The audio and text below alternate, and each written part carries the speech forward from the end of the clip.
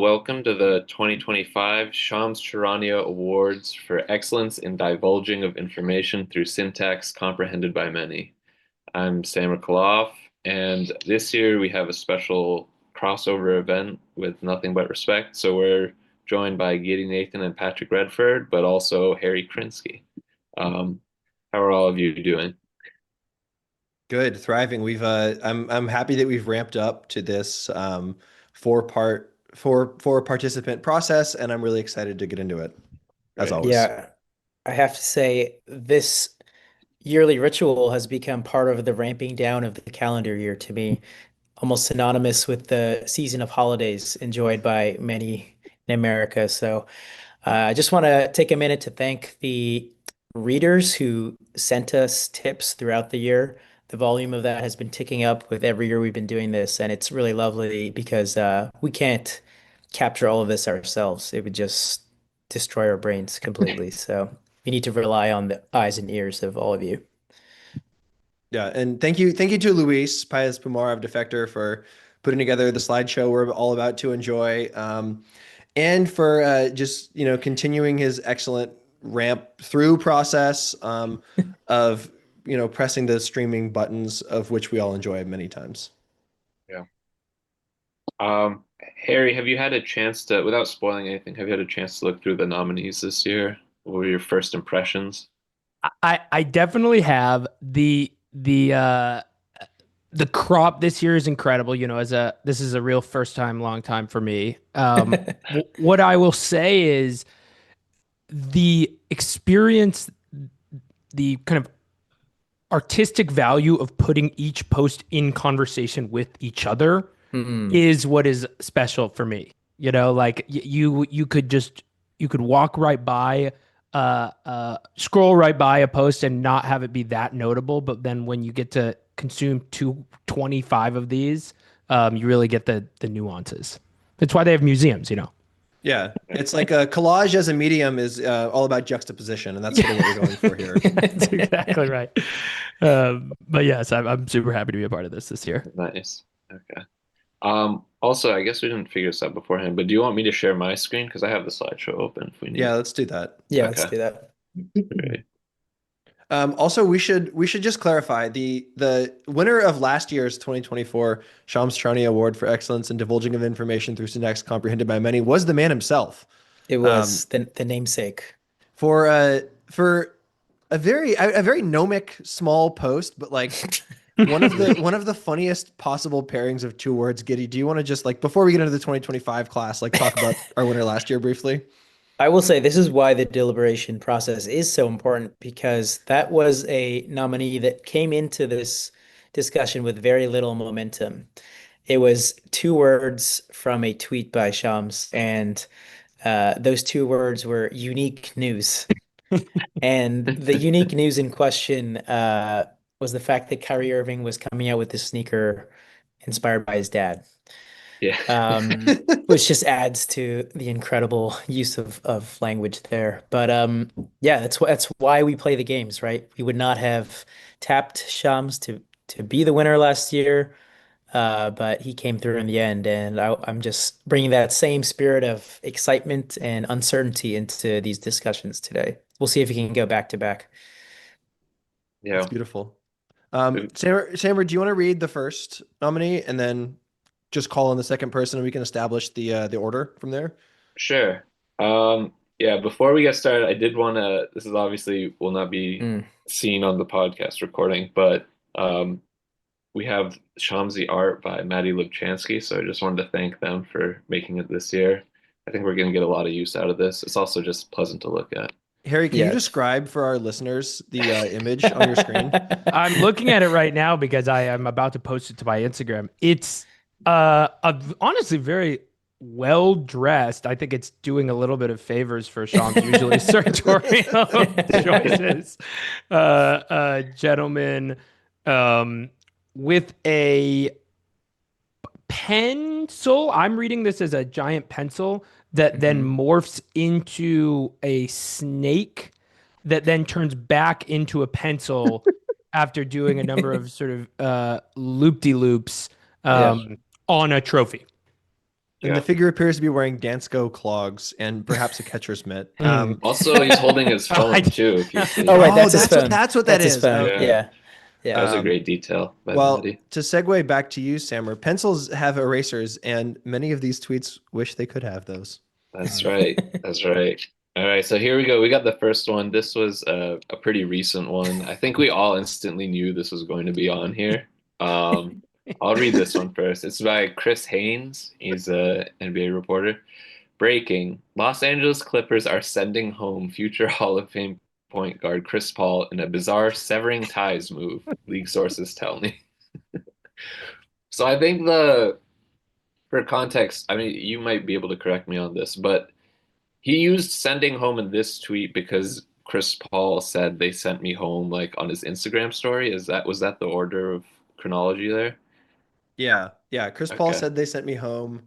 And Haynes was the only one to characterize it as a bizarre severing ties move, Yeah, which that is was the so key good. part. Yeah. Yeah. I think in terms of special nomenclature about parting of ways, this is right up there with conscious uncoupling. Yeah. Uh, like there's a spectrum running from conscious uncoupling to bizarre severing ties move. Mm. You probably in your interpersonal life you want to be a little closer to the conscious uncoupling, but you never know. You never know. Yeah, just imagine that your boy is like, we gotta go down to the natural wine bar to discuss this. Like, I'm devastated in a bizarre severing ties move. I'm now single. Like, you'd be like, I'm so sorry. Did you also sustain a concussion in the process?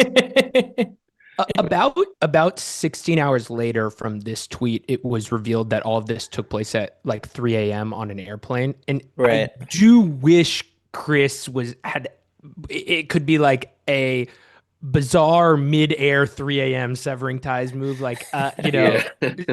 some if he had been able to slip in the idea that this was on an airplane, I think it could The have been actual facts of the scenario, yeah, for sure, were interesting, but he just found a way to make it as complicated as possible. Also, he didn't even, thing is, he didn't use a hyphen. I don't know if a hyphen would have necessarily made it better, but I Oh, feel like like, severing ties move. yeah, Yeah. severing ties should qualify move. Not that it makes any more sense in that way. I mean, I think another layer here is that like sending home is not like an established piece of NBA Yeah. like contract ease. Like I don't necessarily know what that means.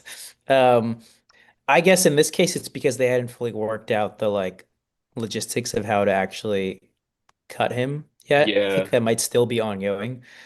They might still be ramping towards the conclusion of that process. But yeah, I love sending home as the authoritative news breaking verb. You know, you This, mentioned that this happened in the middle of the night. Yeah, the timestamp in this tweet is 2:50 a.m. yeah. So it had been almost midnight West Coast time. So, all right. I'll go in order of the Zoom call. So, Patrick, do you want to do the next one? I'd love to. Okay. Breaking. The Micah Parsons Cowboys relationship has deteriorated to the point where the star pass rusher is considering drastic measures, which could include a trade request or even a declaration that he is severing his relationship with the team, per multiple league sources. From Diana Rossini. Yeah, Diana Rossini, NFL insider. So this Now, was. Go what ahead. I like about this is the sort of conditionality of everything, where like you see the first sentence, the relationship has deteriorated. So you're like, okay, something bad is happening here.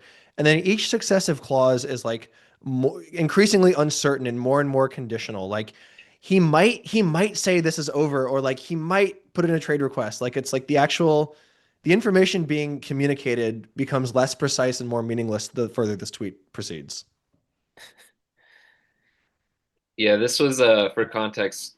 It was just like he was asking for a trade request because they wouldn't give him more money, and he did end up getting traded to the Packers. But the drastic measures being a trade request and then even a declaration is really good.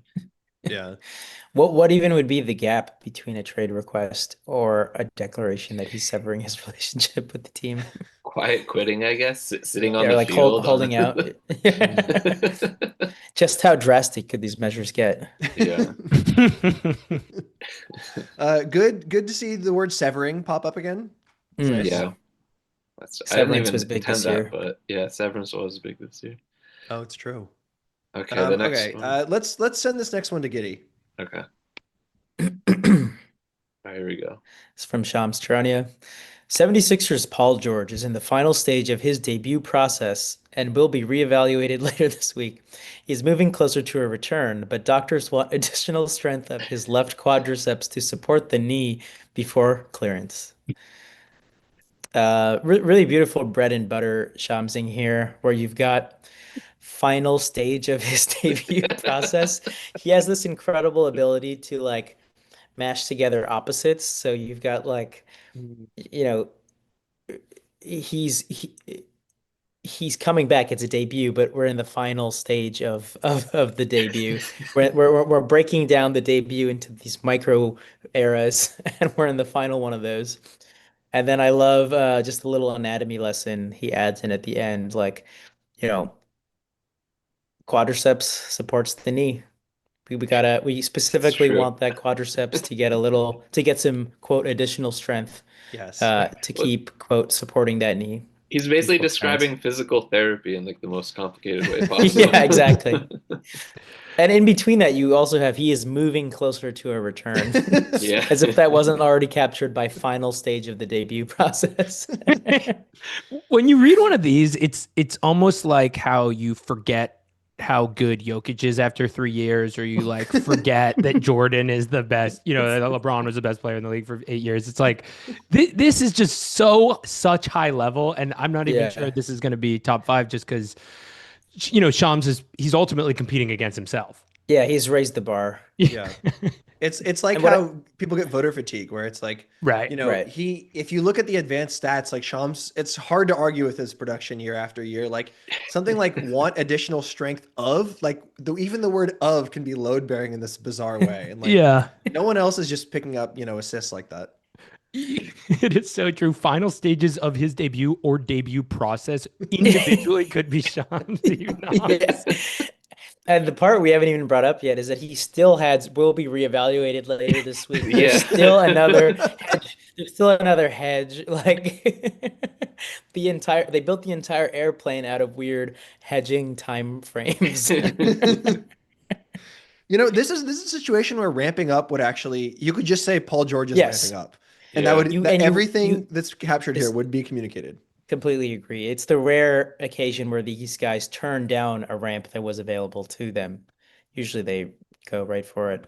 Is quadriceps, is that a typo? Is that me misunderstanding how muscles work?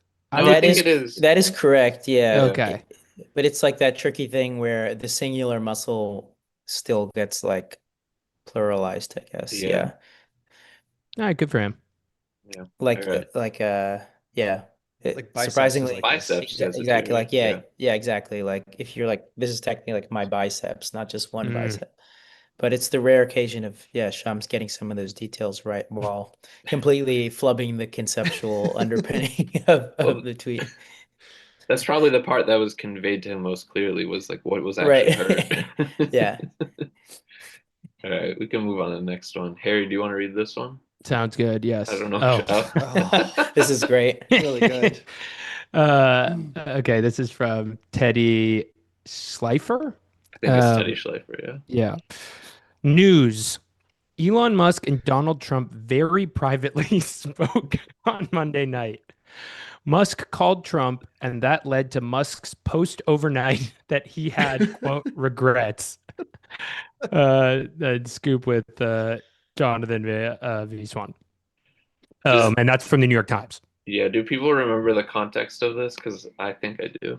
No, Bring he us back definitely there. has. He looks quite regretful in this photo. This was when he said that Trump was on the Epstein list and basically called him a pedophile.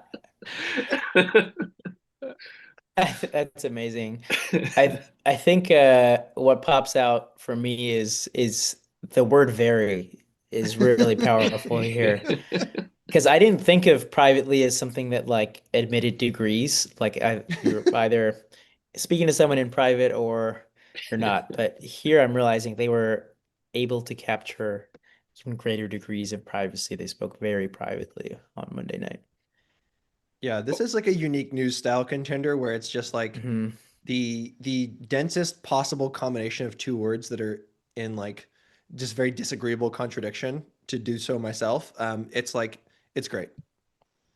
I It's was very gonna say impressive. it's kind of, I don't know, maybe I'm reading into it too much, but it felt like unintentionally revelatory of how this kind of reporting usually works because like you there's so many insiders around both of these people and they're always like leaking the conversations that they have. So I kind of maybe Teddy intentionally meant like very privately in that it was literally just the two of them and there was nobody listening in as like Elon apologized for calling him a pedophile, but I don't know.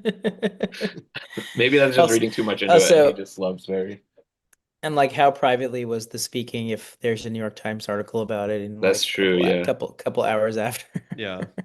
Well, the I think we should talk about Musk's post overnight, which is a really Yeah. powerful phrase.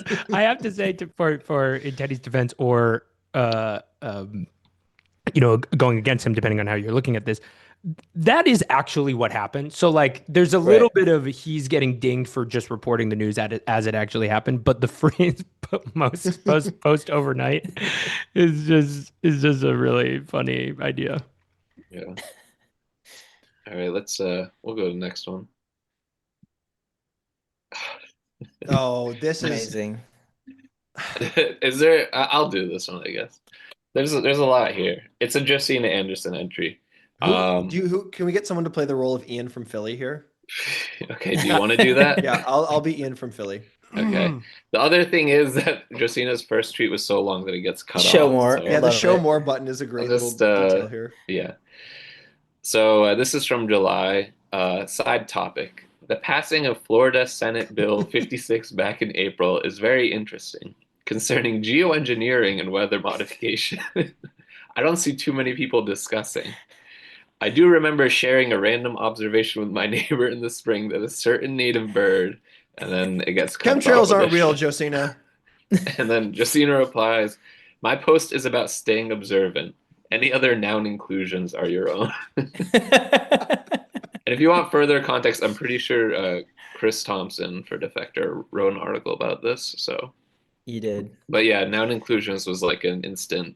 That's a Shamsy It's finalist. Ender. Yeah. It's phenomenal. It's Also, she amazing. says staying observant, which means just like staying woke to me. That's how I read it.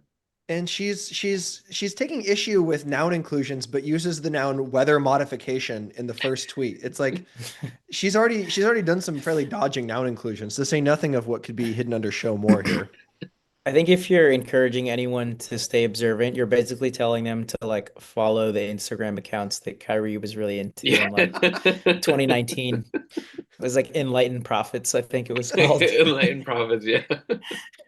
Yeah, Harry, this was an aborted maybe it was a Deadspin project where I just created an Instagram account and just followed every single person that Kyrie followed. I was gonna write about like what my beliefs were like after a week or something, and it was just like the craziest shit. That is really, I mean, concerning geoengineering, it could be a Yeah. handle for a I like that geoengineering is capitalized too. Yes. Yeah. I mean, even in isolation, I do remember sharing a random observation with my neighbor in the spring that a certain native bird, followed by show more, is so ominous. Like Yeah. 99 out of 100 times, like you're about to hear the craziest shit I've ever heard. It is also should be noted that this is an NFL reporter. Yeah. Right. Yeah. I forgot to introduce what she does for work. Oh, I should say too, in January, I wrote a story about, and this might come up later actually. I no, we'll share it later because I think there's another Josina one that does the thing where she says everything twice. Oh yeah. Yeah, we Oh have yeah, at least yeah, a few yeah, entries of We'll her, get there when and we get that there. might be one. yeah, yeah. Okay. So here's the next one. Sounds good. Okay. Breaking. Gene Hackman, a prolific and versatile two-time Oscar-winning actor whose career spanned 5 decades, has died at 95 after he and his wife were found dead in their home Wednesday afternoon. Now, this is a sad one, and it's the bustedness here is not immediately apparent, but then if you read through it twice, you're like, he has died after being found dead.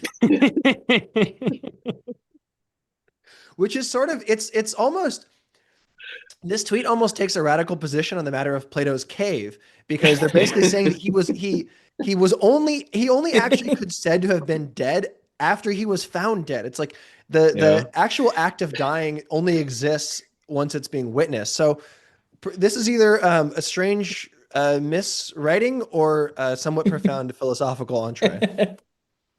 As an actor, it's lovely to only die when you have been perceived as dead. You know? Yeah. That's true. That's true. Yeah, I respect Gene Hackman's contributions in the conversation and the French Connection, but this tweet was also really funny. Yeah, totally. Yeah, not too much to say about this. Probably Yeah. not a real contender, but like Died after found dead is Died after found dead is just entering the lore. Yeah, by in an itself. But alternate yeah. timeline where Shamsy was breaking news in different industry, he would have been writing this one, I think. Okay, here's another good one.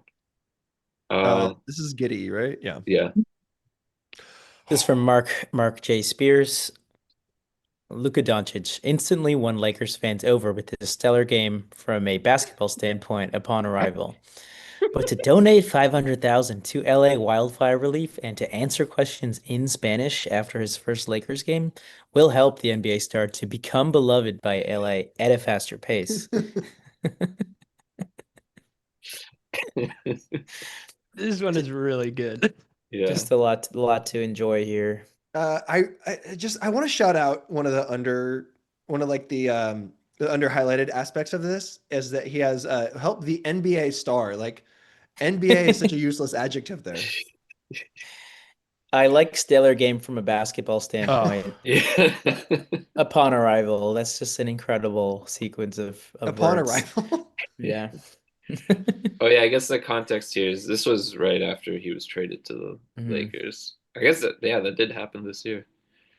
But yeah, I also just like how much of the second sentence is like front loaded before it's like 2+ lines, but to donate $500,000 to LA Wildfire Relief and to answer questions in Spanish after his first Lakers game. And then we finally get to what the sentence is supposed to be about. Yeah, it's like a real build-up to something exciting, and then Yeah. we land on the incredible sequence, become beloved by LA at a faster pace.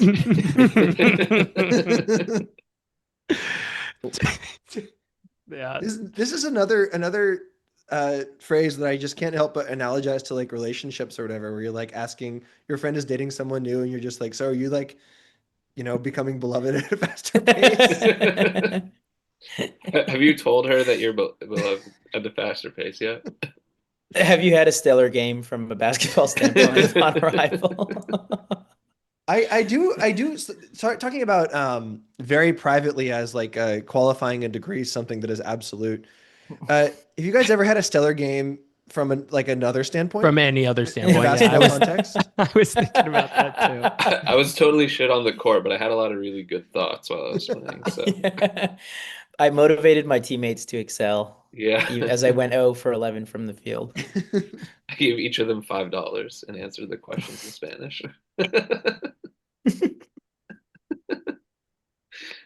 All right, we got another Chris Haynes one. Harry, do you want to read this one? Yes, I've got. We talked a lot about this. Is a Chris Haynes tweet that leads into the Haynes briefs, which we discussed on NBR a number of times. So this is a perfect one. Okay, sources. This is from Chris Haynes. Sources: the league and players union to meet together with players on Sunday prior to All-Star game to highly stress the importance of competing for fans and for the businesses and for the business. Period. Hashtag Haynes brief. Return. Sponsored by at Nuna_USA, and then it's a video. I read it like that because there's no punctuation in anything. So it does read like prose poetry. And it's hard to comprehend how weird this one is. This is actually one that is maybe accentuated by you're just seeing it in the timeline, which is that he sponsored his own tweet with with like he just had a company sponsor his breaking news, like which is Well, just and really not just special. any company. Isn't Nuna? They like make like baby strollers, right? Oh yes, I forgot about what they do. Yes, they Giddy, do you make. own any Nuna products? No, but if I had been sitting there, during the All-Star weekend, wondering if people were sufficiently stressing the importance of competing for fans and for the business, and I'd seen this tweet, just a couple weeks out from the birth of my child, I might have bought Nuna products because this news breaking was pretty momentous, and I would have remembered exactly where I was at that moment. I have to say, I think this is my favorite one so far because highly stress is incredible, but the league and players union to meet together with players is so good. Yeah. The Who league else and is gonna players be need to there? meet together.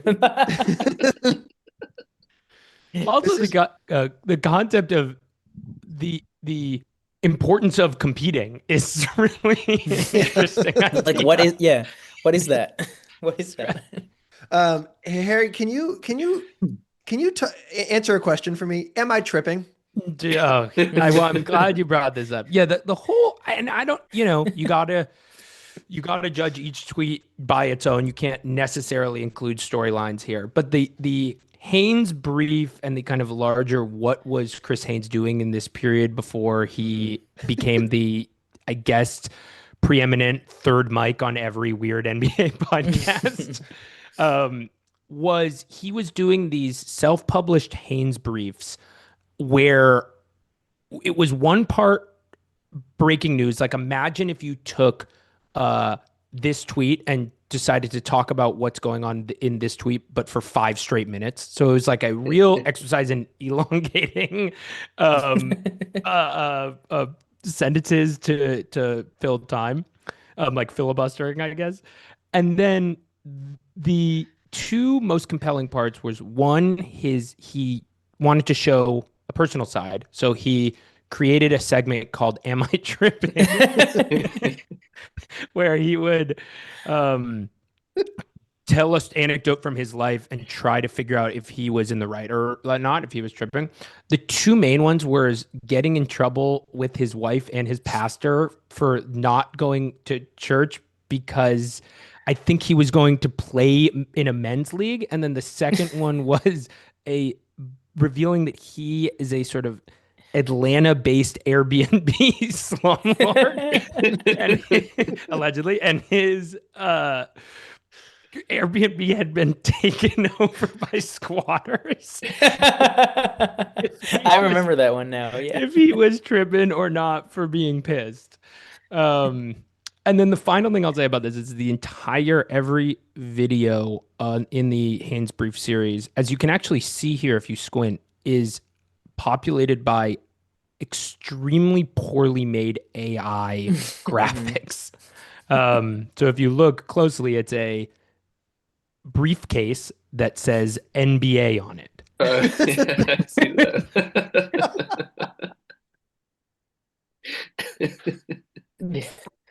The So good.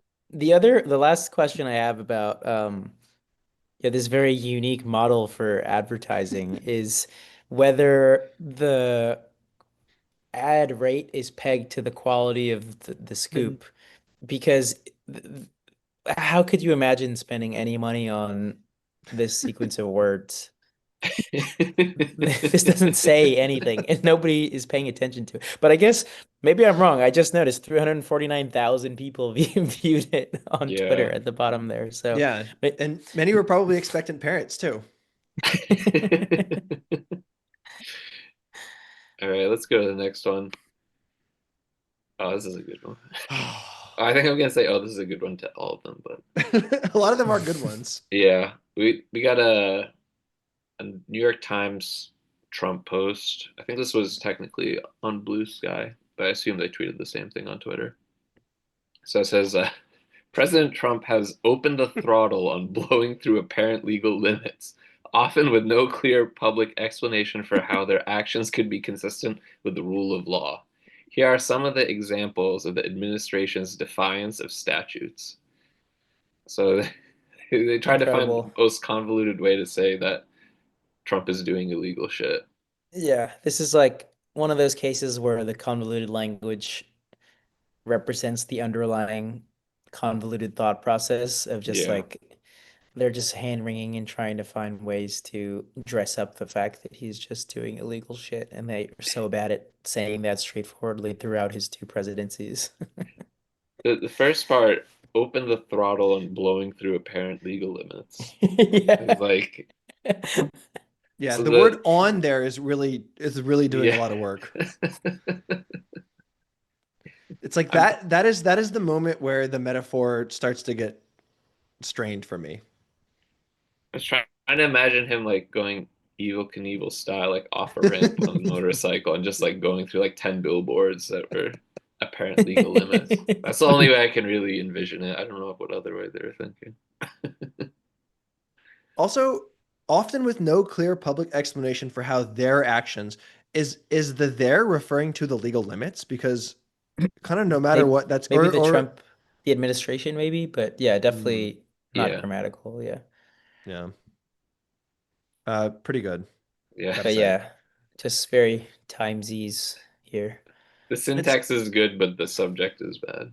Yeah, it's also sort of it's kind of surprising we've gotten this far without a classic sort of mixed metaphor like this. Yeah, this is the first one actually. Oh, I think we'll have a few more coming up. Yeah. Too. Oh, I'm so happy I get to do this one. A little Yeah. levity. This is one of my favorite. Like every time I look at this, I laugh. Okay, so this is from Charlie Goldsmith, May 19th. In batting practice today, a Reds player hit a pigeon with a line drive. Unfortunately, the pigeon passed away immediately. Update: the pigeon is alive, but he's essentially on life support.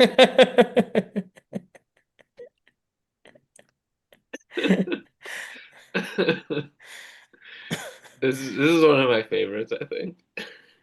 Do we know the timestamps for these two? I'd be curious how far apart they were. That's a Let me good question. investigate. I just like, unfortunately, the pigeon passed away immediately. It's one of the funniest 6-word sentences I've ever read. Essentially on life support. On life is support also- is really good, yeah. It just it really comes to like it. I imagine a pigeon in a hospital on a hospital For sure. A very tiny ambulance driving onto the field. Yeah, exactly. Also, how can you be essentially on life support? Like, Yeah, isn't that no, I love how adverbs just sneak into everything in these Yeah. scoop tweets. okay? So, the initial tweet was at 2:24 Pacific time, and I assume oh yeah, Luis is saying in the chat they're a minute apart. So passed away immediately, unequivocal. This pigeon is dead. He was vaporized and went to hell. And then within a minute, he's like, just kidding, he's fine. But he's essentially on life support. I guess in those 60 seconds, they hooked him up to the IVs. They put him in a little shoebox. He just didn't want to get scooped on the dead pigeon story. He just had to get it out there without checking. In this case, unlike with Gene Hackman, the pigeon was dead immediately then on impact, and not after being actually dead or perceived as such. Oh man.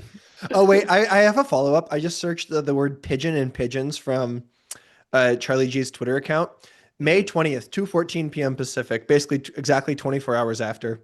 After yesterday, there are no pigeons around during batting practice today. Oh god.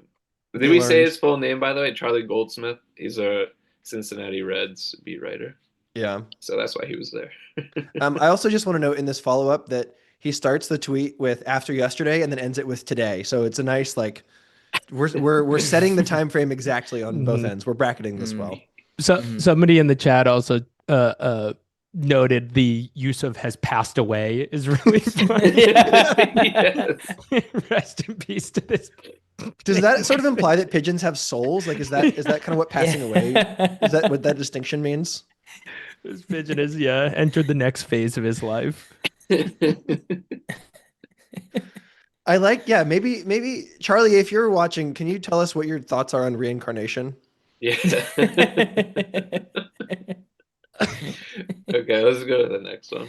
I mean, maybe the pigeon's still alive. We didn't get it ruled one way or another if he did die at the end of all of this. Oh, wait. I'm sorry. Follow up to someone replying to his no pigeons around tweet. Someone asked, okay, what about the pigeon from yesterday? Life support or what? Charlie says, he was taken outside to a peaceful setting near the river and several other birds. He was taken out to a peaceful setting near the river and several other birds.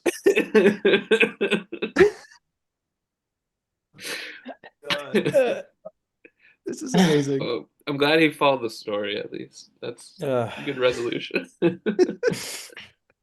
Okay, anyway, Giddy. That's a good Last one. thing Yeah. I'll say is that he very confidently gendered the pigeon after seeing it get vaporized. I probably would have opted for it, but you never know. He's at most what 50 feet from this pigeon, and just within 20 seconds, like it determines that it's a guy and dead.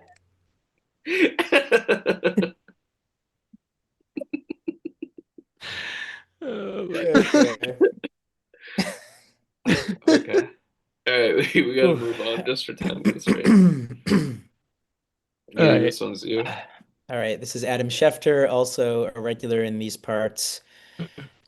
For what it's worth, Saquon Barkley's 28th birthday is Super Bowl Sunday. Barkley will turn 28 on the date of Super Bowl 59. Fuck. That's Incredible. really good. A classic of the form. It's yeah, all of these insiders love to reiterate the scant news they have. And this is just the most like distilled version of that, which is like Yeah. it's Saquon Barkley's birthday on the Super Bowl, so I got to say it twice. But in all these redundant ones, there's like a moment where the need to state the information twice becomes really strained, and for me, it's the phrase "on the date of." Yeah, Because like yeah, on, you don't need that. on works. Just use that word. Yeah.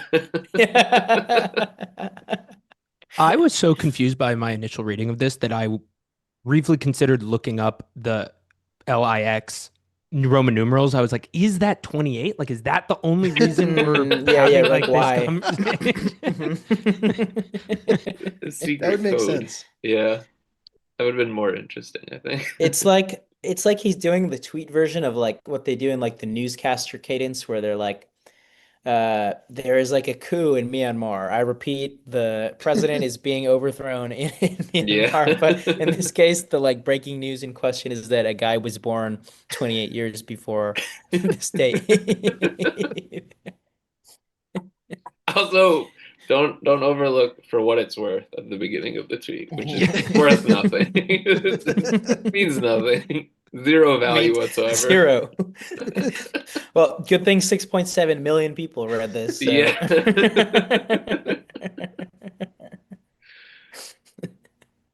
Okay. Oh yeah. This is one is of our great. more sinister ones, I think. Yeah. Yeah. Okay, yes, I can read this one. This is a retweet from Batya Ungar Sargan, retweeting a photo of a video of the Elon Musk possible Nazi salute video. And well, this person doesn't think it's a Nazi salute video, and she writes, as a person with a strong track record of criticizing Elon Musk, I feel extremely confident asserting that this was not a Nazi salute. Elon Musk is a friend to the Jews. This is a man with Asperger's, exuberantly throwing his heart to the crowd. We don't need to invent outrage. Fellas, we've all been there. We've all been exuberantly throwing his heart. Asperger's is actually Asperger's capitalized, Nazis capitalized, but that's Jews is capitalized, so normal capitalization. Yeah. Yeah. Stylistically, pretty standard. Just getting into that. A man with Asperger's exuberantly throwing his heart to the crowd is really special. Patrick, I think this fits into your relationship rubric where it's like, would you ever say that you're exuberantly throwing your heart to a partner? Mhm. Or to a yeah. crowd. Like maybe this is your like you're single and ready to mingle, and you're just like just exuberantly throwing my heart to the crowd, referring to like the Hinge app or whatever. Can for context, can someone remind me like what strain of IDW like person this is, or like what their deal is? I feel She's like like she's pals with the Free. She worked at Newsweek. I don't think she works there anymore, but she's like buddies with the Free Press, and she would show up on their like okay. video podcast or whatever. I don't know where she works now. I think I looked at her bio actually, and I forgot what the show was called, but in my head it's called like Canceled or something like Okay, that. that checks out. Okay, so Spiritually, someone something like that. yes, okay. So someone who's like in the business of pretending that weird shit right-wing creeps do Yes. is normal human behavior. Yeah, very much so. Okay, got it. Well, she's host of Batya with an exclamation point on News Nation Saturday at Nice. 4 p.m. and 11 p.m. Eastern. In 2021, Ungar Sargon published Bad News: How Woke Media is Undermining Democracy. Okay, Mm. there you Right. go. I've Right. seen enough. Great. Awesome. Love it. And this is Free press probably audition. this is just like a couple months out from like Elon's AI product, like just talking about the Boer Wars. Like Yeah. Yeah. even if someone asked them like what did LeBron James do in like the 2018 finals, they just start talking about the Boer Wars. And then it So would reply, I'm Giga Hitler. And then- yeah, oh, right. That too. I forgot about that. Yeah, so Exuberantly definitely throwing words out to the crowd. yeah, definitely a guy you need to go to bat for about how he's not doing a Nazi salute for For sure. sure.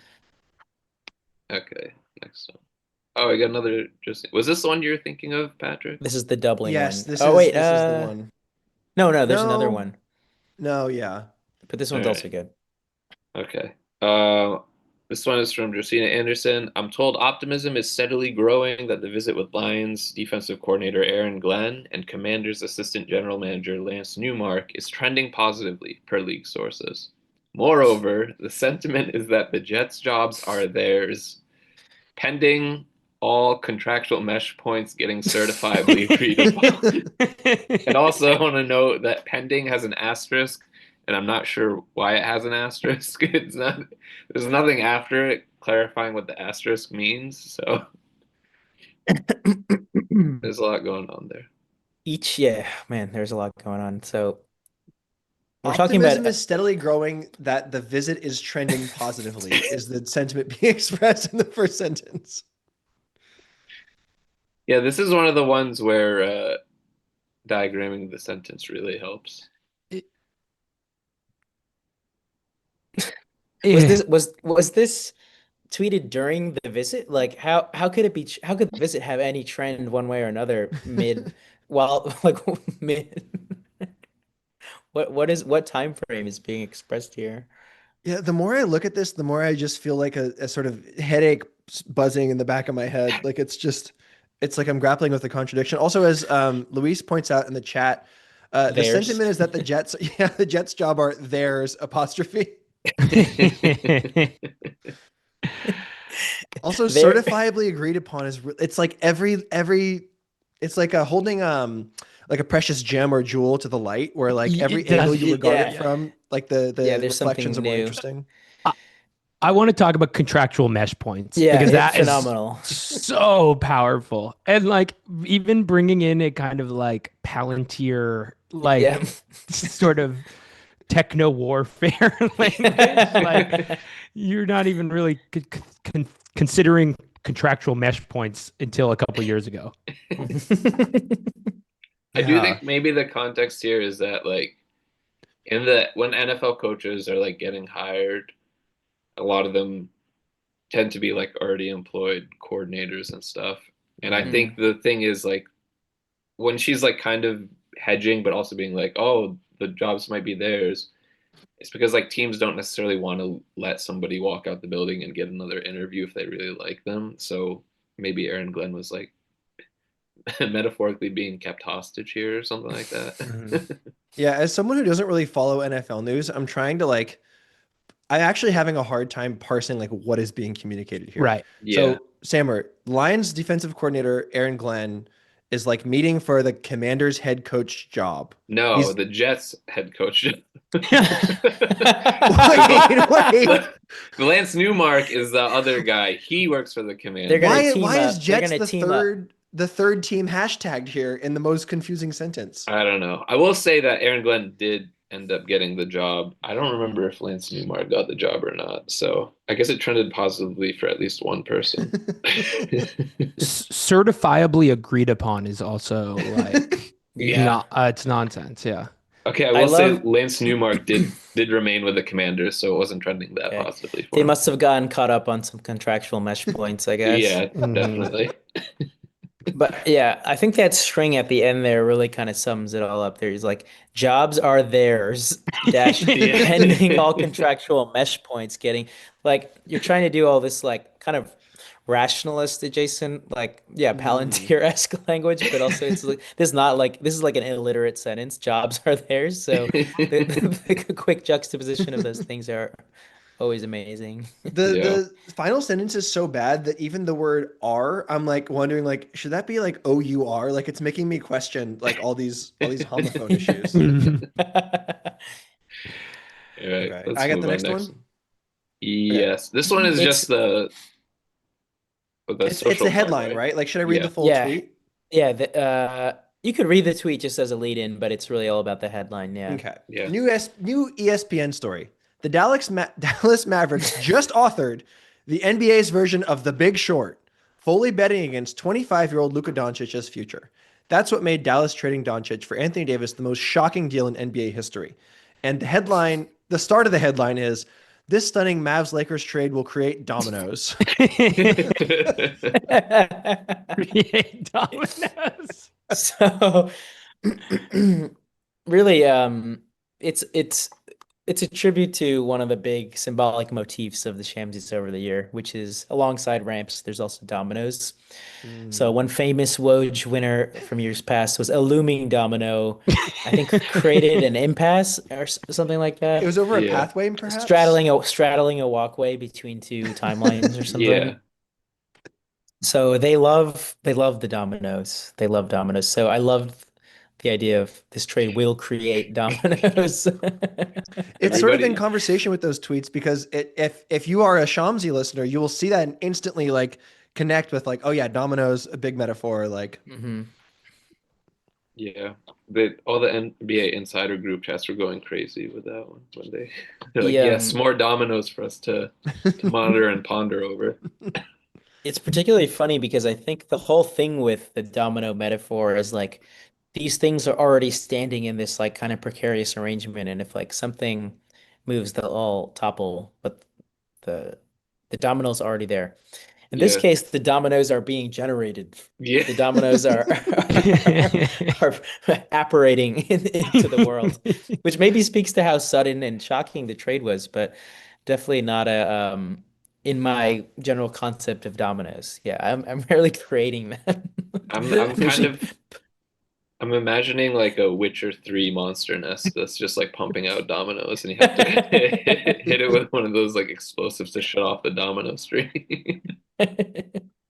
Something worth talking about is how there's almost no reading of the trade as the NBA's version of The Big Short. That's true. Yeah. That doesn't make Kind of any moved on sense. from there.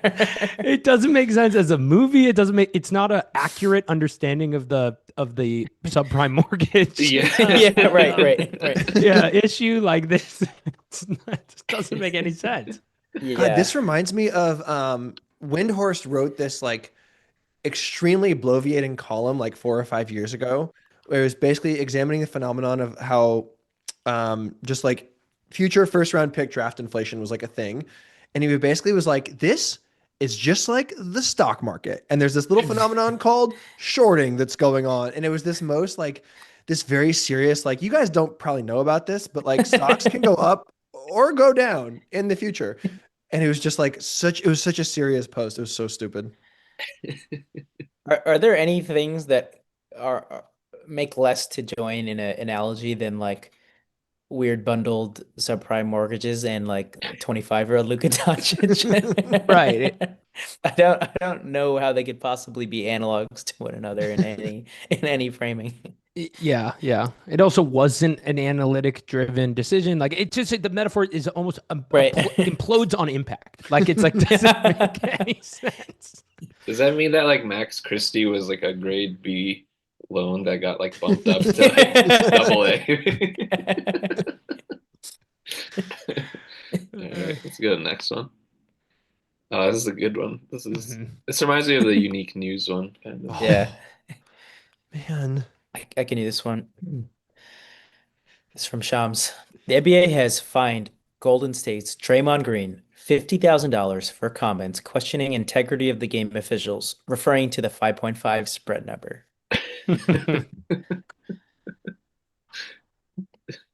The game officials is good. Mhm. And then everything after the comma is great.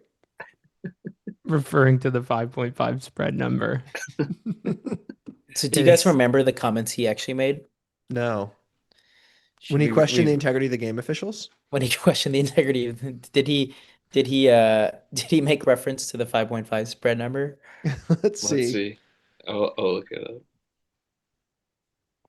May 14th.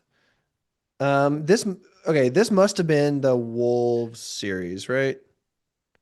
Is game officials a term?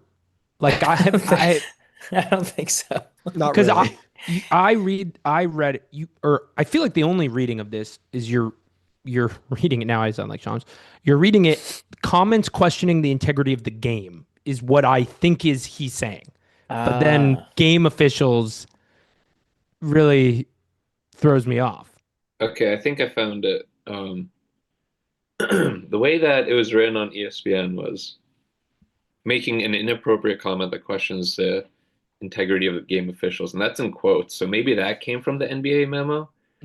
But then they also did smooth out. They did not say 5.5 spread number. They said referring to the point spread of 5.5 points, which I think is also kind of redundant. But Well, it's yeah. interesting here because if the NBA is using questioning integrity of the game officials, then it's like Shams is utilizing the copy and paste functions on his phone, but then is like the second he has to venture out from anyone else's language, it starts to get busted. Yeah. I'm also surprised that a guy who takes so many gambling ads doesn't know how to talk about point spreads in a way that makes him seem like knowledgeable. But yeah, we can move on to the next one. Now we're getting into the excerpts. Oh yeah, these are all from the actual body text of Yeah. articles. Okay, I'll read this one. This is from Marcus Thompson and You can also guess what it's about, but I think you can probably kind of guess. Yeah. The Heat subtext of his perspective is as obvious as his early Warriors impact. Let me read that again. The Heat subtext of his perspective is as obvious as his early Warriors impact. So what they're trying to say here is that this is Marcus Thompson and Sam Amick of The Athletic. So like the first part is like the subtext is obvious, but it's just as obvious as his impact. Yeah. The subtext of his perspective. Isn't subtext deliberately not obvious? Exactly. Also, subtext is usually something that, the fact that the word obvious is cutting through this incredibly opaque sentence as if this is all something we should easily understand is driving me insane. Like the Heat subtext of his perspective is as obvious as his early. And like there's meant to be a contrast here between like what he was doing on the two teams, but you can't really contrast something like impact with something as nebulous as subtext of his perspective. Like those two things are doing totally different things.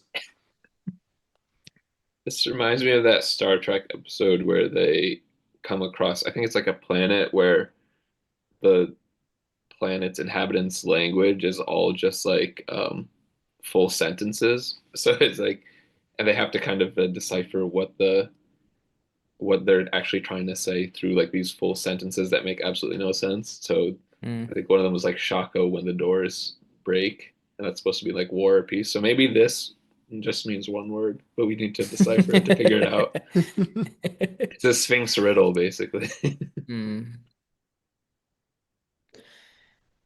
Yeah, Amick and Thompson are always doing stuff like this, I have to Yeah. say. Yeah, definitely. Like I my think they come up again in this slideshow, I think. yeah, and Thompson was covering the WNBA finals this year. And applying his tortured prose to the series was a real treat, and I think it was driving my three a little crazy. Did any of it make it into our submissions? I It don't didn't quite I reach don't the level. think so, but I do remember talking about it a lot in Slack when he was posting these stories. Also, just to clarify, because I assumed if I get something wrong about Star Trek, we're going to get a lot of letters about it. It was Shaka when the walls fell, and that whole sentence meant failure. So I guess this sentence also means failure. Okay. This is a good mixed up metaphor. Whose turn was it? I think mine? Harry? No, I just read the. Oh, yeah, the it's you, epic, Sam. yeah. Okay. This is a New York Times headline. Trump, with more honey than vinegar, cements an iron grip on Republicans. So there's like two, like, we know the phrase, you catch more flies with honey than vinegar. And then the iron grip is like supposed to be used for like dictator, someone who holds a lot of power. But in this case, why not use both of those in the same headline and just make it as confusing as possible? Along with cement. Yeah, You cement. gotta Along with cement. Get another material in there. Because that was the thing. Because at first I was like, oh, maybe they're being clever and they're saying he's using honey to like Cement. create a grip. But then they had to I just think include another substance in there. He's got this iron grip, and then he's using this unique honey cement paste to hold that grip in place. He's creating Exactly. alloys. No vinegar. Yeah. Just imagine Donald Trump, his hands are all unwashed and really gross and messy. Mhm. He's just grabbing as many Republicans as he can. Yeah, he's got like he's got a spectrum of viscosity that he can use to deploy. He's a very ooze adjacent guy anyway, I think. So that tracks. This is really good. Also, like the catch more flies with honey than vinegar thing is itself, I think, a somewhat clunky like device to deploy because you have to establish that you're catching flies. Like I feel like that's an important part of this, but then to just obliquely be like Trump, comma, with more honey than vinegar, like no matter what comes after that second comma, it's like it's gonna feel a little strained. And then to throw in two more mixed metaphors is like it sort of makes you forget how clunky the start of it is. Like before they go. Yeah, totally. You could stick with the flies thing. You could be like Trump with more honey and vinegar, like captures Republicans in his grasp, or I don't know. But Yeah. and then That would be way better. cementing iron grip is absolutely nuts. Well, and the cementing an iron grip is not using more honey coated, which implies right. that the New York Times is reporting the news that he used more honey than vinegar, but is simultaneously editorializing that they understand ultimately he's using vinegar. Yeah. Right. That's such a good point. That's a great reading. Like Yeah. it's like it's An iron cementing are- an iron grip cannot be honey coated at all. Yeah. Yeah, you could cement like a loving grip. Yeah. Well, that sounds a little more onanistic, let's say. Not medical advice.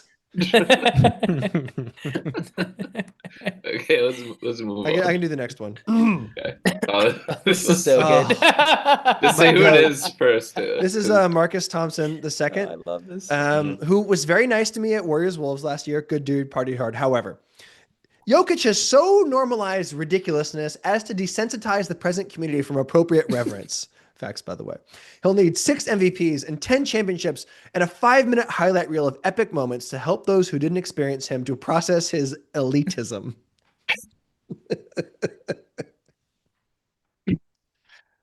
Okay, there's a lot going on here. So normalized ridiculousness as to desensitize the present community from appropriate reference. He's like, I see what he's expressing here. Like he's Totally, yeah. the thought yeah. being expressed here It's is a normal. correct. It's a correct sentiment too. And yeah. normalized ridiculousness, yada, yada, yada, appropriate reverence, those are fine bookends. But desensitizing the present community, I don't know about that one. Present community is also great too, because it's like, yeah. how could you just like, it's like a present company kind of thing he's trying to say, but like present community is it's so weird. Yeah. I mean, also the thing that stands out is elitism. Yeah, that's the one that really grabbed me. Because that just means that Jokic is a snob, basically, right? Yeah, Like, this damn elitist. This guy who only wants to be in a stable like shoveling horse slop is a true elitist.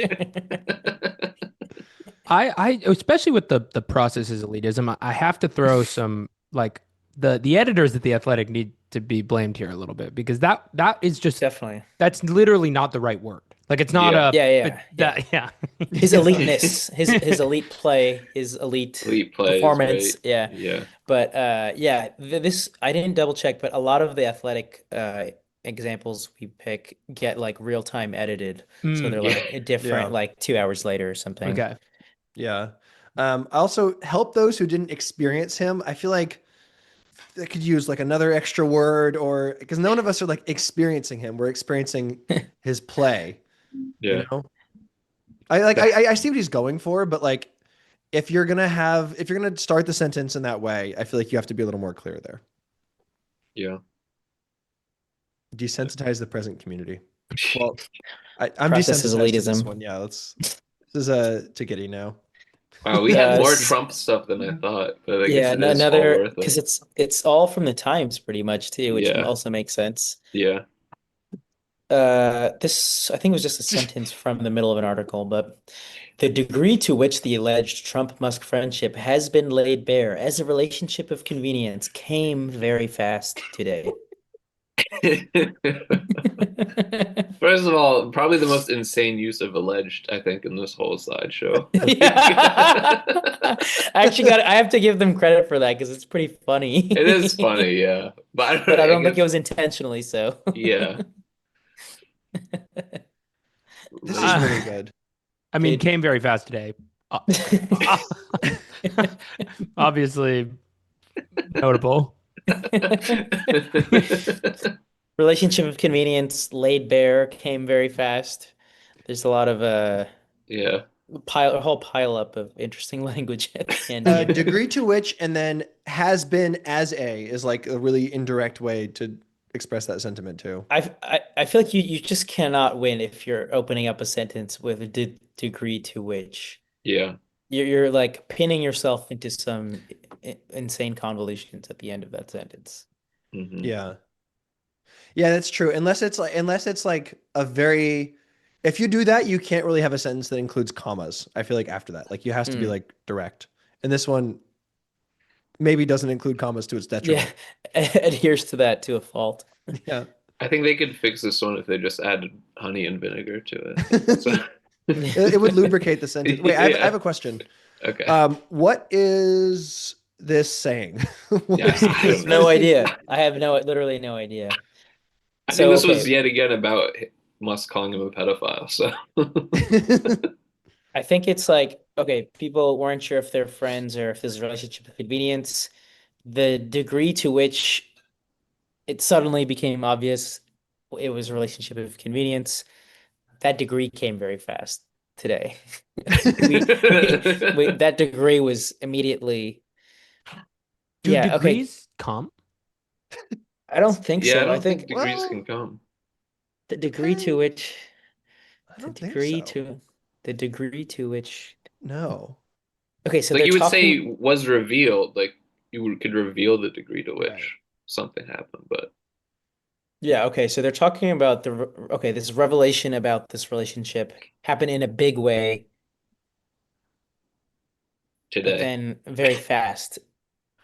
Came Something can be uh laid bare very fast, yeah, sort of like that a part tearaway makes pants sense. situation. Totally. If we Yeah. cut if we cut the degree, I think it actually kind of works. Like the alleged the alleged Trump Musk friendship has been very quickly laid bare as a relationship of convenience today. Yeah, Yeah. that would make sense. No degrees needed. When we add degrees, no degrees needed. No degrees needed. Yeah. The degree to which, yeah. That was Oh a good God, one. my mind is still reeling from that. Actually, I have a Yeah. headache. Yeah, it makes me feel kind of unpleasant. It was short but deceptively confusing. This is Harry, I think, right? Yeah, yes. Okay. This is from Ramona Shelburne at ESPN. If you closed your eyes and watched Westbrook warm up on the Paycom Center court a full 3 hours before game 1 and 2 of this second round playoff series between the Nuggets and Thunder, it'd be easy to feel as if you'd gone back in time. Okay. If you close your eyes and watch Westbrook warm up on the Paycom Center court a full 3 hours before game 1 and 2 of this second round playoff series between the Nuggets and the Thunder, it'd be easy to feel as if you'd gone back in time. Okay, close your ears and listen. Yeah, close your ears and listen. Close your mouth and taste this. Yeah. It'd be easy to feel as if you'd gone back in time. Besides the close your eyes and watch part, I feel like this is one of those ones that we categorize as like the first draft SAT questions where it's like trying to make the reader nail down at what point in time something is Yes. happening. Yes, totally. Because we're talking about a specific moment. It's Yeah. watch him warm up, and then it's a full 3 hours establishing it before games 1 and 2. Mhm. Yeah. They don't play Oh, yeah, back to wait. back. Yeah, that also. Wait, what? Yeah, okay. Why would So you it's- say two? Yeah, there's like, is this happening once or is this happening several times? Like that's not really established. I think it's several times. She closed her eyes and watched, I think, 2 times before game 1 and game 2. That's how I'm reading this. Okay. I would like to offer a follow up here, which is that this story comes in the second round. In right before the first round, Fred Katz of The Athletic published a Nikola Jokic story where he writes, quote, Jokic, like a bat, can tell where people are just by where sound waves originate. From that point on, Brown never cut after yelling for the ball. Jokic hit him with no-look dimes constantly. What he's describing is hearing here. Yes. This is not echolocation. No. I'm actually surprised that didn't make it into our submissions, but yeah. Yeah. Maybe it was like more conceptually flawed than like language flawed, I guess. Yeah. But yeah, do we know if Shelburne wrote this before game 2? After I think it'd have to be after game 2. Yeah. It was I mean, like part there's of a the time larger travel. profile, right? Yeah. That's true. Yeah, it is time. Yeah, right. We're working with a time travel theme here. It's the scene in what's the Nolan movie where they go back in time? Like, there's like Tenet? eight of them. No, the other one. Inception? Inception. One more. Looper? No, but that movie bangs. Great The- movie. The where Matthew he do McConaughey Looper? is like banging Oh, on the I think that was Interstellar. Interstellar. Like, Yeah, you're, yeah. you're Matthew McConaughey. You're back in time, banging. You're watching Russell Westbrook. It's like He's- brick yeah. mid-range jumpers. Yes. Oh, wait. Okay, wait. This is actually helpful. My analogy got me somewhere. Why it needs to be 3 hours before is because he wouldn't be wearing his Nuggets gear. So he would be an okay. OKC. Oh. You would be At back the in OKC time. court, and yes. he would be playing for OKC. Okay. What an okay, incredibly okay. strained way to express that a guy plays for a different team now. Yes. That happens Wow. all the time. Unreal. Much like Close- hearing, that's a fairly common phenomenon. Yeah. So we need to close our eyes and watch, and we need to look several hours before multiple games, and we need to invoke time travel to understand that this guy used to play for this team before. That's beautiful. To I me, will that's say that's beautiful. there's a couple candidates here on the slideshow, but Close Your Eyes and Watch is a good conscious rap album name. Yeah. Well, it's also like a subfield of some of the Shamsies where previous one was an impasse clears the way, where they Yes. just Yeah. like do these kind of like oxymoron, very Yeah. concise poetic oxymorons. Yeah. Um, and to close the loop on this one, I think Looper is Ryan Johnson, but You're maybe right. Yeah. at least double check. Yeah. Oh, this is the other one I was thinking was a good conscious rap album. Is this you, Sammer? Yeah, I think so. There is a looming, this is Zach Harper, The Athletic. There is a looming assumptive threat that Mm, Giannis Antetokounmpo could be on the verge of reevaluating whether this franchise is still for him. mm. Looming assumptive threat is so good. On the Incredible. verge of reevaluating too is so funny. Yeah. Yeah. It's like we know he's fine. It's fine now, but like he might think about some things. Yeah. It's like so conditional. I mean, a lot of these, like, yeah, we've talked about them in previous examples, but they love to throw so many qualifiers because, like, They don't actually know. they don't Yeah. actually know, and they're like almost terrified of actually breaking news that like would have some consequences to it. Like, if you were somebody who was like, Giannis has like officially demanded a trade, and then he just like goes out in the media and blasts you and says you're fake or whatever. Like Yeah. nobody wants to be that person, so they just like remove it 5 degrees away so it can be seen as like some Tom Clancy novel title. Well, the the other crazy tension in this sentence is like the word assumptive. To me, that means like, okay, we don't know one way or another, but we're just assuming he's got to reevaluate the Bucks at this point. Yeah. But then we're suddenly not assuming. We're saying he could be on the verge of reevaluating. Like instead of just saying the plain spoken thing of like, yeah, Giannis in this situation would obviously be reevaluating whether he would stay with the Bucks.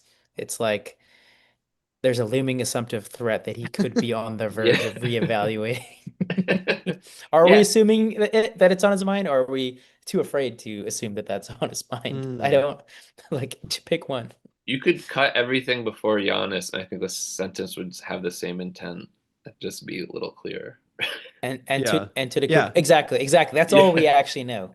Yeah. You could even remove on the verge. Yeah.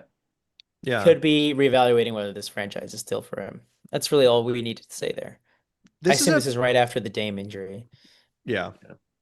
This is a perfect Shamsi in a lot of ways because as we've established, like the information being communicated is so meaningless, but like the thing that is being communicated and the reason why it's so clunkily communicated is that like I am talking to people. It's like a posture of knowingness without actually conveying any meaningful information. And so the real takeaway here is that like Zach Harper is like talking to front office people or is like perhaps just assuming their thoughts here. Like it's just an insideriness without any of the benefits of it. Yeah.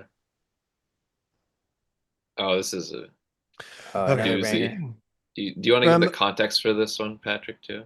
I think this is well, actually reading it is not really giving me that much context, but this All right, this yeah. must be during the summer, right? When there was this big Kuminga standoff. Yes, yeah. Not to be confused with well, December 15th, trade eligible. Next week's NBR episode will of course be an hour and a half of fake Kuminga trades. Love So we it. don't want to preempt that too much.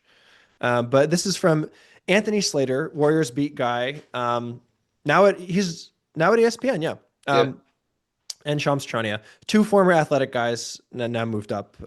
Has their pros changed? Let's find out. Kuminga is the domino that triggers the rest of their plans.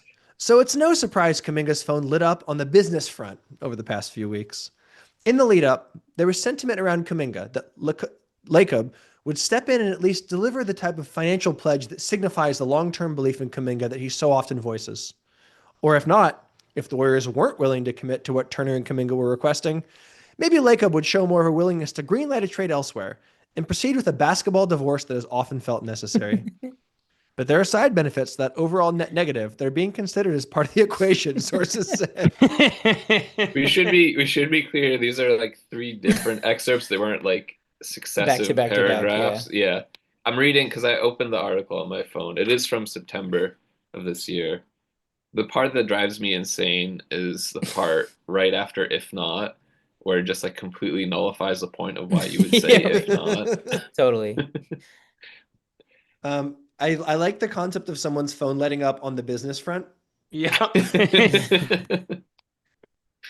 Also lighting up over the past few weeks is not quite how getting text work. And it just, of course, you got to have another domino here, as Gotta have always. another domino. Do we go ahead? No, you first. I was gonna say, do we think that front office guys are talking dominoes all the time? Like, why is the domino such a motif of these reports? I think it's like it.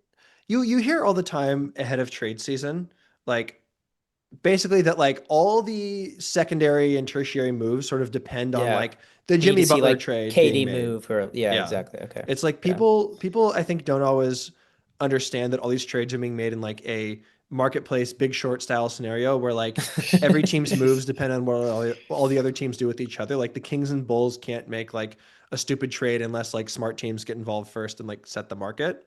Mm. And so maybe the domino sort of metaphor makes sense there because it's like the thing about dominoes is the first one has to fall and then the rest will. So, but domino that triggers is sort of also a little clunky there at the start. I want to. Oh, go ahead. I was going to say, much like the phone lighting up, the domino is an example of a metaphor that has persisted long past the use of the technology that the Of the metaphor domino. originated from. Like nobody, Yeah. is using dominoes in the same way that phones are not lighting up in the same way. That's So true. like, is the idea that in a kind of Rube Goldberg machine style situation, the domino that is what is the useful metaphor? Is like this is starting off this Chain of Right. events. Right. Yeah. But then it's like you don't trigger dominoes. That's not how the You don't machine. trigger dominoes. You push them over. Yeah. Yeah. I just wanted to say, because I was just like reading through the article again, and I found an incredible other sentence that wasn't included in these excerpts. Isn't just how a paragraph starts out, but everything within this 4-year multi-character tug of war is layered. Is layered? Layered. Oh man, we should add that. Yeah, I feel like that should have been in there, but I mean, we already had so many convoluted metaphors, but Also, there are side benefits to the overall net negative. Using That are the word being- net implies Yes. some Yeah, benefits and drawbacks. Like it implies a sort of mixed bag. yeah, well, also, yeah, overall net negative that are being considered as Consider- part of yeah. the equation. That's also net. Yeah. Yeah, an equation by definition has to be net. I'm imagining now just like doing some calculations while like a Super Smash Brothers style tug of war is happening in the back. Multi-character. Multi-layered. Yeah. Was it multi-charactered and multi-layered? It was multi-character tug of war is layered. How So can a both tug of them- war be layered? Like the whole Seven- thing is that the rope is one plane. There's one Yeah, operative exactly. layer. Right. It's like a 7-layer tug of war, kind of like a dip style tug of war. Wow, I'm sad we didn't put this in the document, but it's definitely going to go into further deliberations. Yeah, for sure. That's very good. And also like the Kuminga, every year there is like a situation that like breaks these guys' ability to like convey information in the English language. Like I feel like the Kyrie vaccine thing was like he drove them nuts. Yeah. a perfect thing for this. Jimmy Butler, the Dame situation a few years ago. Kuminga is a really good candidate for this year because like the entire like proceedings there were always so strange and convoluted and like no one could really figure out like what was going on, what any party wanted, and everything seemed like very far apart from each other. So like in that uncertainty, I think that is like that explains why the prose is so tortured because it's like it's a big deal, but also like kind of no one knows what's going to happen. So you have to just have someone's phone light up on the business front over the past few weeks to just like draw out that dramatic tension and justify like this article. Yeah. Yeah.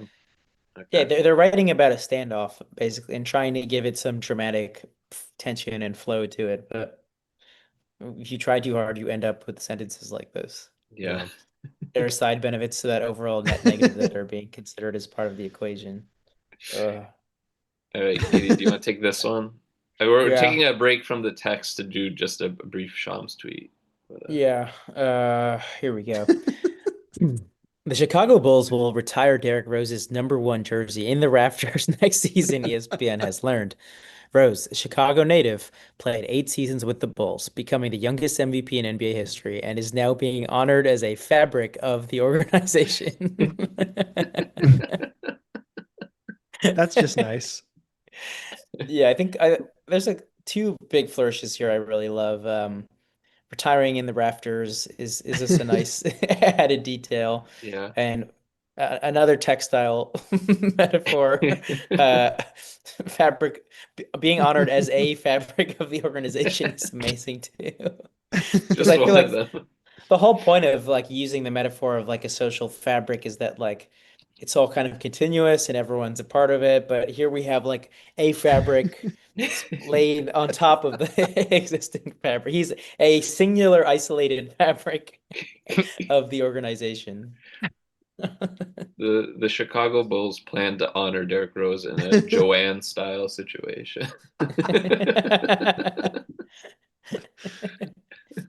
It's really good. Yeah. Short and sweet.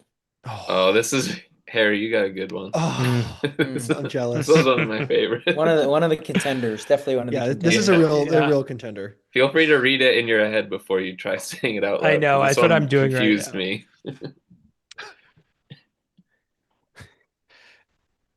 Okay. Woo. All right. This is from Tim Burton and Will Salmon of The Athletic. Tim Burton. Tim Oh, Britton. Tim Britton. Yeah, I'm already Scrambled. Tim Britton and Will Salmon. The gap between a vibe that was invariably described as immaculate in 2024 and one that resonated at a different wavelength in 2025 is the elephant in the room for these Mets. Facts. Facts. I've been saying that. Been saying. Resonated at a different wavelength is like that bit a few years ago we were trying to find all the synonyms for hit different that we could think of. Yeah. Yes, exactly. This one is crazy. Yeah. It's insane. The gap is the elephant in the room, and inside the gap are a set of oscillating wavelengths that themselves are wavelengths. And you can't even describe like you can't even say like between these two vibes. You have to say a vibe that was invariably described as immaculate. It's so funny. I like between two vibes as the Zoomer Zach Galifianakis. Mhm. Yeah. I think like with these kind of oxymoron things we've been doing, like a gap being an elephant has to be one of them Yes. too. Like a gap is defined by being an absence, and an elephant, particularly an elephant in a room, is an unavoidable presence of something. That's such a good point. Also, I really like the rhythmic variation of this sentence where it's like starting with that gap, comma is already like whoa, and then the language gets all like weird and imprecise. Yeah, okay, what's actually going on? And then is the elephant in the room? It's like hits you really hard at the end there. It hits you like a truck. It's it crazy. resonates at a different wavelength for me. Yeah, it's impacting me remarkably. Go ahead. It's just so dense. Like it's a Russian nesting doll of mixed metaphors. Yeah. Like every single, or like a fractal or something. Like it's because even the two vibes that he's contrasting, he's basically saying he's not even like cleanly contrasting them on the same plane. It's one is described as immaculate and the other is resonating at a different wavelength. And so basically you're saying like, yeah, these vibes were different because they were different. Yeah. This is one that I think is rewarded by trying to draw it. So I just tried to sketch it out real quick. And what I got is an immaculate vibe on this side Yep. A different wavelength vibe there, and then there's Yeah. an elephant in a hole in the middle. Uh-huh. Oh, Yep. that's beautiful. Yep. Elephant in a room in a hole. Yeah. In the gap. Yeah. In the gap. Schrodinger-esque. The like a minor annoyance here is like using immaculate vibes in like a news article is kind of annoying in itself, but Yeah. then complicating it further by talking about a different kind of vibe that is resonating at a different wavelength is just wild. Yeah, you're using vibe both as a metaphor and as literal here. Yeah. It's Like it's mixing a metaphor with yeah. itself. And Beautiful. yeah, using even the conceit of talking about something in vibes is a sort of in specificity. But then if you're like, I am aware of the exact vibe. The vibe has been invariably described as immaculate. Yeah. This like floating sort of hard to pin down idea is Yeah. hard to pin down for everyone except for me. It's very funny too because he's like two authors presumably like know that vibe is short for vibration, but then accidentally like use the definition Right. shortly after. It's like we've reverse engineered the metaphor all the way back around to being literal. Yeah. This is a really, really good one, I have to Yeah, say. this is a strong one for me. Oh, this Oh. one. I like this one, but it's not that complex, I would say. It's just more. It had Josina-esque tones to it, I think, with a little aside. But this is Dan Wetzel at ESPN. This is about Caitlin Clark. While Clark herself has never complained, many of her fans perceive, and perception quickly becomes reality, that Clark isn't fully welcome in the league.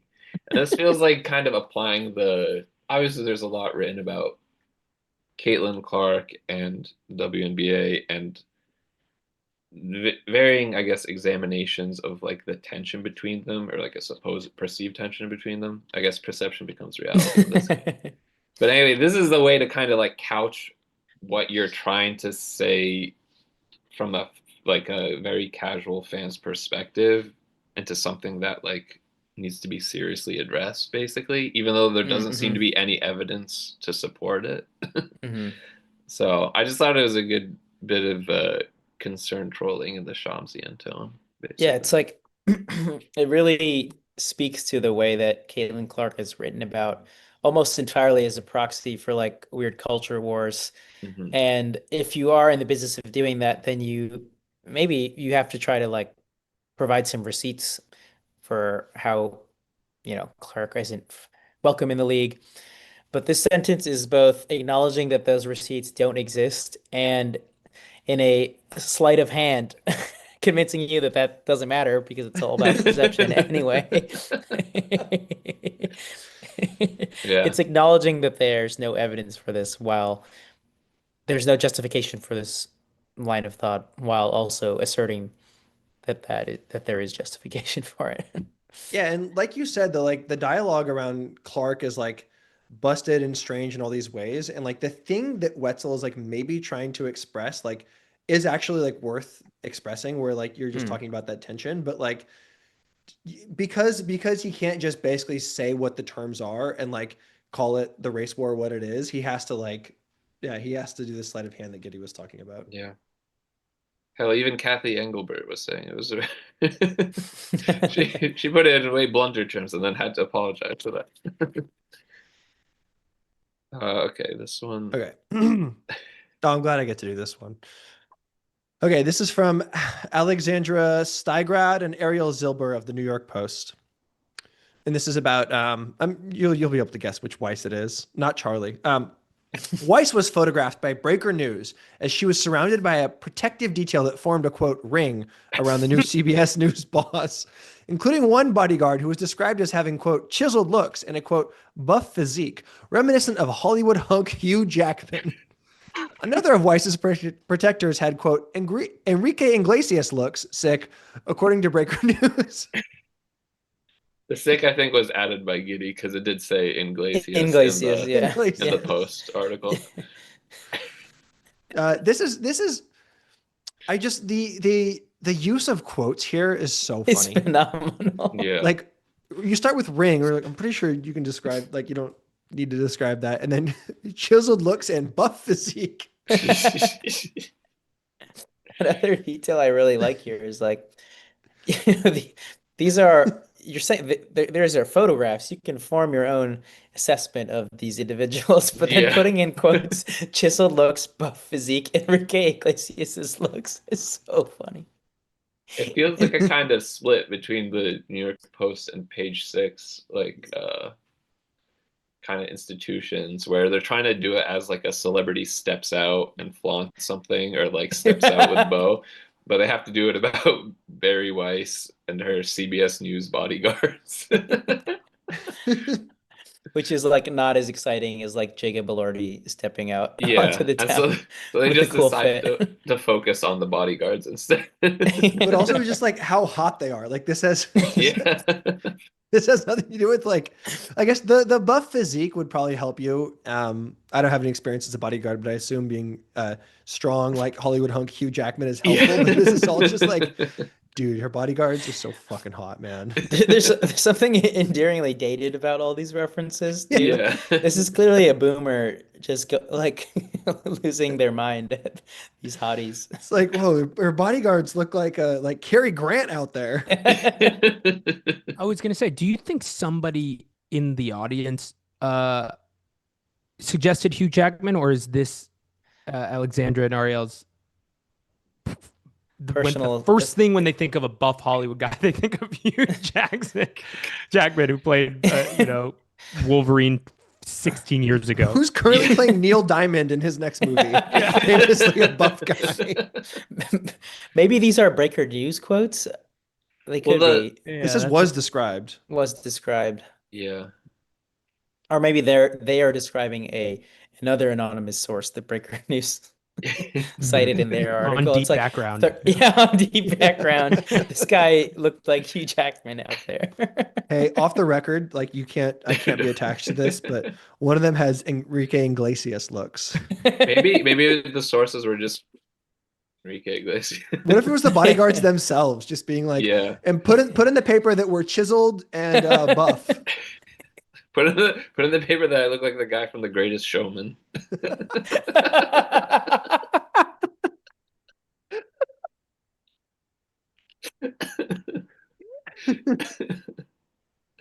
Okay, we have like two more, right? We're almost done. Yeah, we have. I Almost think done. we're back. We've got only a couple more tweets, and then we're done.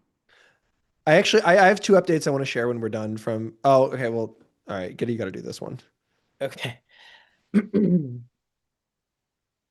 Okay. This is from Jusina. Ooh, okay.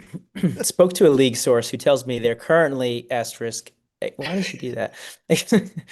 They're often around like time related words. Anyway. Yeah. Currently expecting 5 NFL head coaching changes. That includes the Titans. One of said teams has a star player expressing frustration to ownership. Another team, no one really talking about now, could be looking for new scenery. Then a reader understandably is like, can you name some names? Name names, sis. I would venture to say Cleveland, Miami, Cincinnati, and Arizona. Oh, okay. Jacina says, like last season and a bunch of seasons before, I will start telling you guys sometimes way in advance. Just pay attention and stay locked in. Taking a break from the road a bit, which means I'm on the phone more. Additionally, there are delicacy measures around carousel season. I see why Delicacy this is measures giving is you so- causing you pain to read. Yeah. Oh man. Delicacy measures is so good. Delicacy measures around carousel season. Is incredible. That's like an Action Bronson line. Yeah, or like a John Ashbery poem or something really beautiful.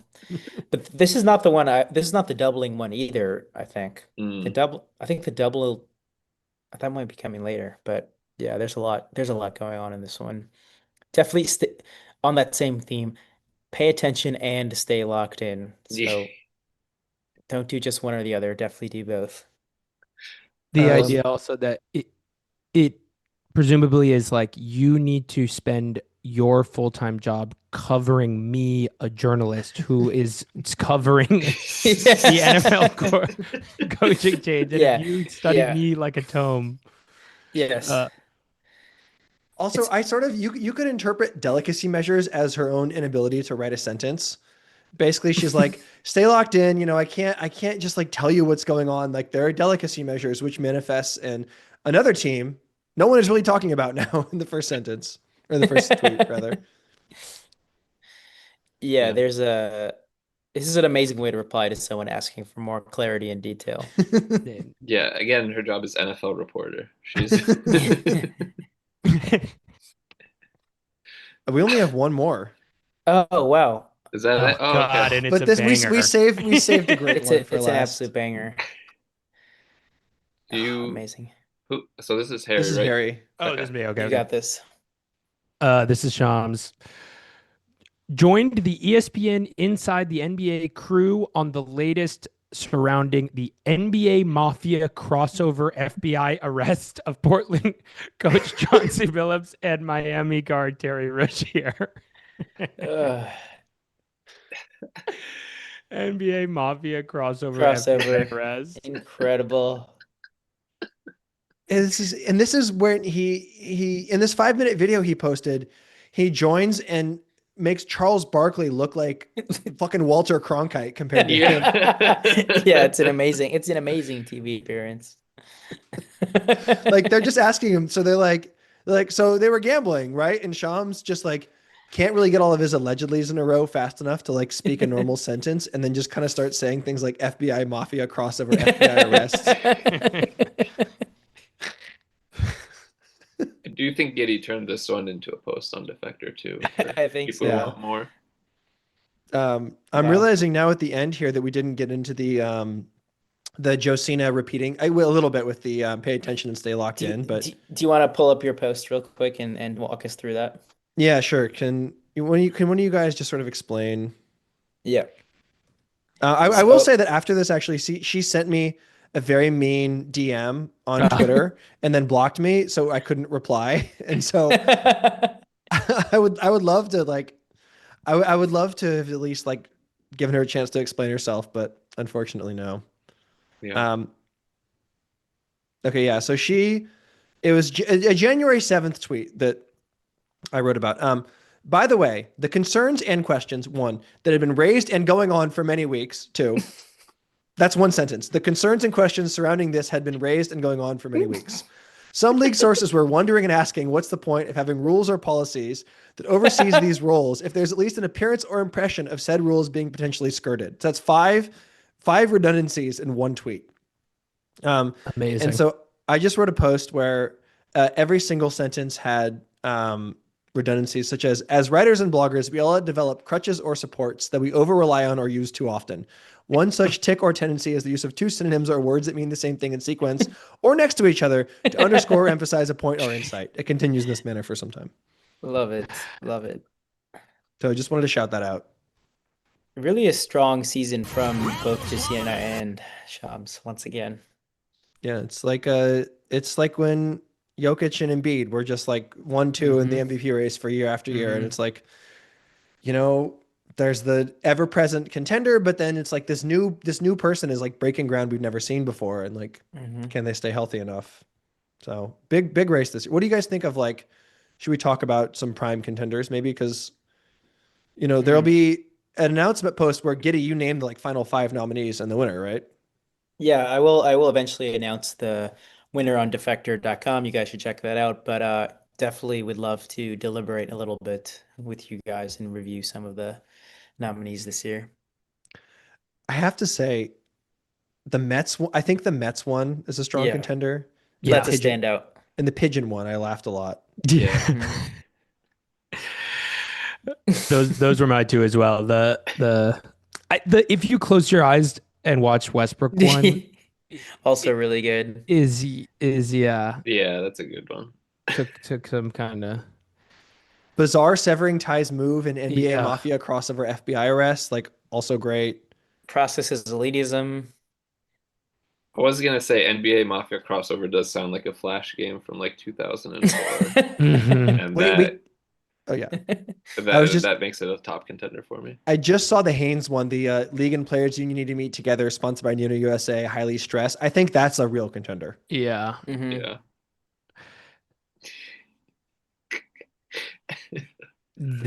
Harry, how did it feel as a person who had to read some of these for the first time and also just experience all of them in a row? It's a good question. I am really I think who did come up with this idea, because this is kind of one of those insights, the idea for the Shamsies, because now that you guys have put this info hazard in my brain, I can't not see it. Like I Can't look, unsee it. yeah, I really do look for these kinds of things now everywhere. Um, I think that's the biggest thing. Like I have now become infected with this need to like read the copy. 'Cause, I would say 90% of the time when Shams tweets something, I ignore it.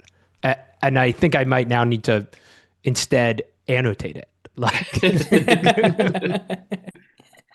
I think it started basically because Giri was kind of just like following Shamsi's reports, and then he started noticing the syntax in them. I don't know what the first one was though. I That was think it like was focused on his syntax. I I think want to say Woj it won the was first like, one, right? Oh, wait a minute. but I think the first like article, it was a Defector thing we wrote about Shams. I want to say it was like the Ben Simmons altercation with Carl Anthony Towns. He said he was, quote, calming him down with his arms. Oh yeah. Uh, and then I think that was the first post where I kind of explored like the police flavored mhm. language that Shams uses, and then we all started paying closer attention from there. And I think maybe at the end of that year we did the first award. Can I pulled up the 2021 post the first time we announced it. And you said that if we had awarded it in 2020, this Josina tweet would have won. And this is perhaps my favorite piece of bad writing anyone has ever published. From a broader perspective, one thing multiple sources are saying to include in the final analysis on details still expected to emerge regarding the Washington NFL team at some point is the timeline of people departing, the contrast between them, or what may unify them. It's beautiful. That's so good. Ooh. The It's other causing me pain. the other thing I think about, Sandwich, to answer your question is, do you know the meme that's the kind of image that you can't make out anything? Yeah. Oh yes, yeah. It's like it looks like it's kind of like a make jewelry or makeup box, but Yes, it's but like it's not. like Yeah, you I can't love that. focus on anything. Yeah. I have been, that has been in my mind's eye many times over reading these, where like, hmm yeah. Nice. Well, yeah, that's all we got. I don't know. The post will come out probably like in a couple weeks, right, or a week or two. Yeah, probably next week, I would say. Yeah. Yeah. Yeah, We'll we'll be spend it. ramping up the deliberation process, and specifically Yeah, the onset of that process is soon to loom. it's definitely going to loom as a domino that will trigger further decisions or the Oh, contrast between them. I also was gonna say, obviously, we're gonna finalize this list, but in the next year, if you have any Shamsi candidates you want to send us, you can email them to tips@defector.com. Yeah, we love Or reading them, yeah. especially ones outside of sports. Those are fun to receive too. Yeah. Do you remember the Any, frowned expression one from last year? yeah, he is sitting slumped, was it? He's sitting slumped with a frowned He's expression. He is not moving. I remembered one from last year, also the conscious rap title, the consummation assumptions one. That Oh was yeah, so yeah. That good. was good. That one and Looming Assumptive Threat Yeah.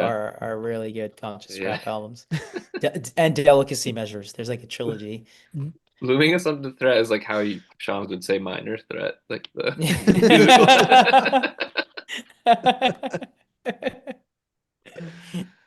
All right. Yeah, and like Haynes says here in this image, thanks for watching. Thanks for listening, and yeah, Yeah. we'll see you soon. See you All right. guys.